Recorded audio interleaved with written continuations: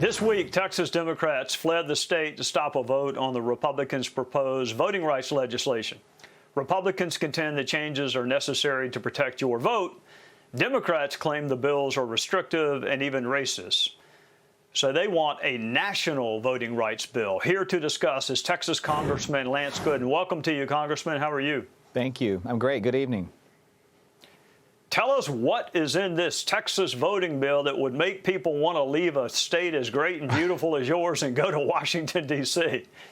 Well, first of all, thanks for having me. Second, the bill is not extreme at all. It requires an ID, not even a driver's license, but an ID. You have to prove who you are to vote.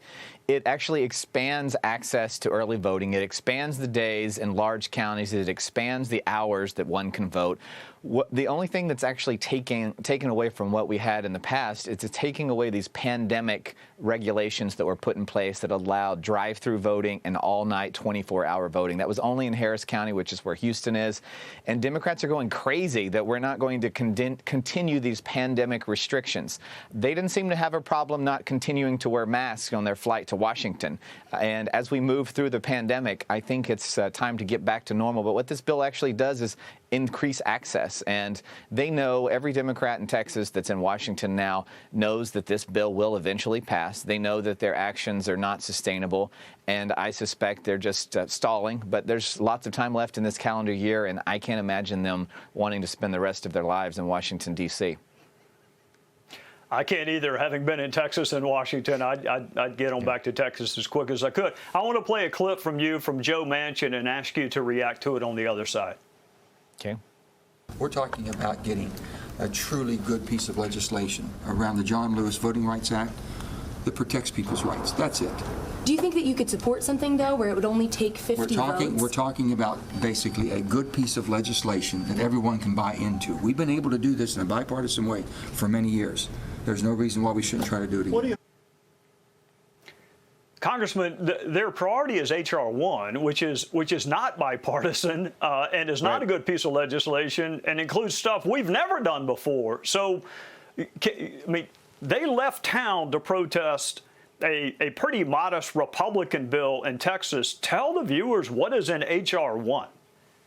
Oh, my goodness. H.R. 1 would turn all of America into California and New York. And Senator Manchin said something there real discreetly, something that everyone can buy into.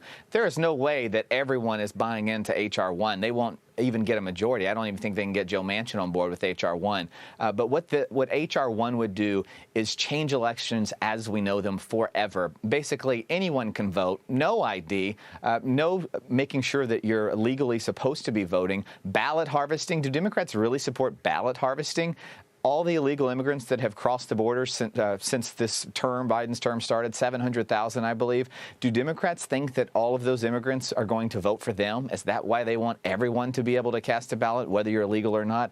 These are all questions that they don't want to answer. These are questions that Texas Democrats can't even answer, and they often deflect. They don't want to talk about the bill that they're running from in Austin. They want to talk about H.R. 1 and how important it is and how sanctimonious they are about voting rights for the American people. But Republicans want to protect elections. We want stronger elections.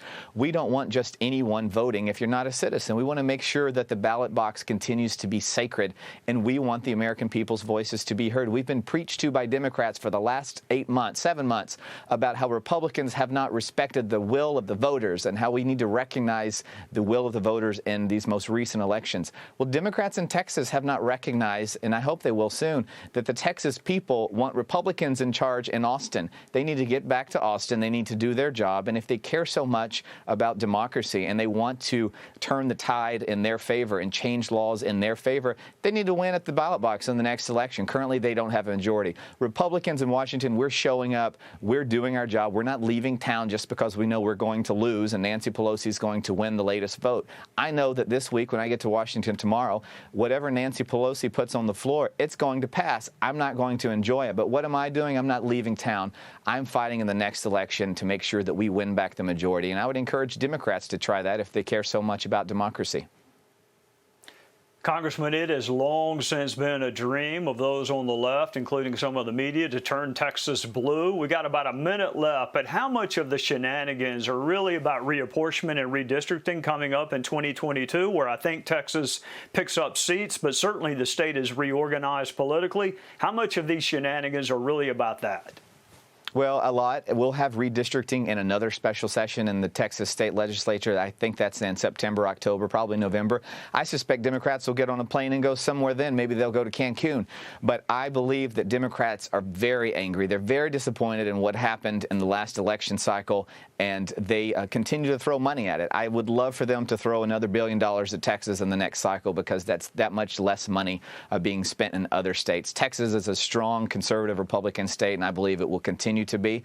And I thank the American people for paying attention to the hypocrisy and the lies on the Democratic left. And I look forward to getting back to Washington this week and seeing some of my former Democratic State House colleagues and asking them how long they plan to be in town. Well, thank you. Let us know how that conversation goes. And thank you for your time on a Sunday night. Take care. Thank you. Thanks. Take care.